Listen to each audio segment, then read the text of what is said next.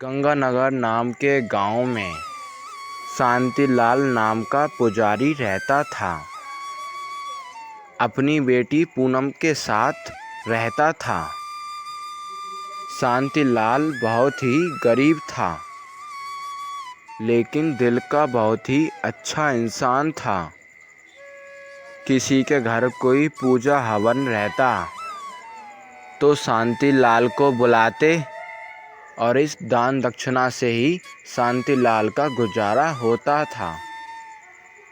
दोनों बाप बेटी भगवान की बहुत भक्ति करते थे। पूनम भी अपने पिता के साथ मंदिर जाती और मंदिर की देख रेख करती और साफ सफाई करती। उसे ये काम बहुत पसंद था। एक दिन ऐसे ही मंदिर का काम पूरा होने के बाद पूनम अपने घर की ओर जा ही रही होती है, तभी रास्ते में उसे जमींदार का बेटा सुभाष मिलता है और बोलता है, कहाँ जा रही हो जाने मन, कभी हम पे भी नज़र डाल लिया करो। पूनम सुभाष से कहती है, हटो, मेरा रास्ते से हटो, मेरा रास्ता छोड़ो, मुझे जाने दो। सुभाष पूनम से कहता है, अगर नहीं हटा तो क्या कर लोगी। पूनम बहुत ही डर जाती है। पूनम फिर सुभाष से हिम्मत करके बोलती है, यह क्या बदतमीज़ी है, तुम्हारा तो रोज़ का ही हो गया है, बर्दाश्त करने की भी हद होती है। आज तो मैं पिताजी से तुम्हारी शिकायत करके ही रहूँगी। सुभाष कहता है, अच्छा, मेरी शिकायत करोगी? तुम्हारी इतनी हिम्मत, करके दिखाओ, जिससे कहना है उससे कहो। मुझे किसी के बाप से डर नहीं लगता, मैं किसी से नहीं डरता, मैं वही करता हूँ जो मुझे करना है, और मुझे रोकने की आज तक गांव में किसी की हिम्मत नहीं हुई। शायद तुम जानती नहीं मेरे पिताजी कौन हैं। पूनम चुपचाप सुभाष की बातों को सुनती रही। सुभाष कहता है, अगर तुम मेरी बात मानोगी तो फ़ायदे में रहोगी। फिर पूनम सुभाष से कहती है, हाँ, अच्छी तरह से जानती हूँ किसके बेटे हो, इसीलिए तो तुम्हें इतनी मस्ती चढ़ी है।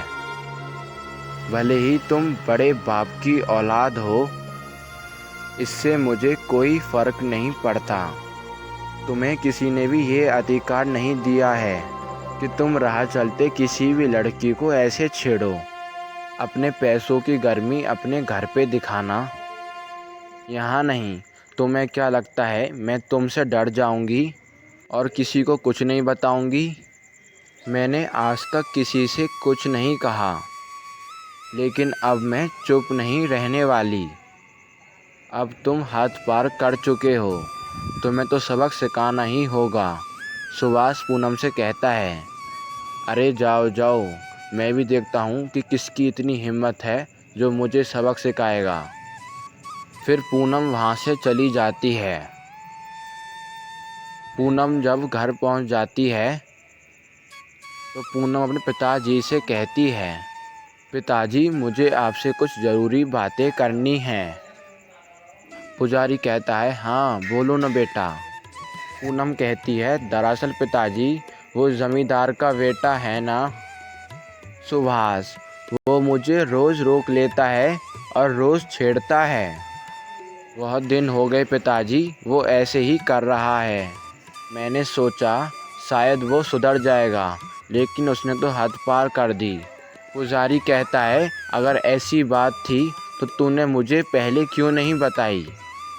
उसकी इतनी हिम्मत, मैं अभी जाके उसके पिताजी से बात करता हूँ। फिर शांतिलाल सुभाष के घर जाने के लिए तैयार हो जाता है और सुभाष के पिता के पास पहुँच जाता है। शांतिलाल जमींदार घर पहुंचकर बोलता है, जमींदार जी, मैं आपसे बहुत ज़रूरी बात करने आया हूँ आपके बेटे के लिए।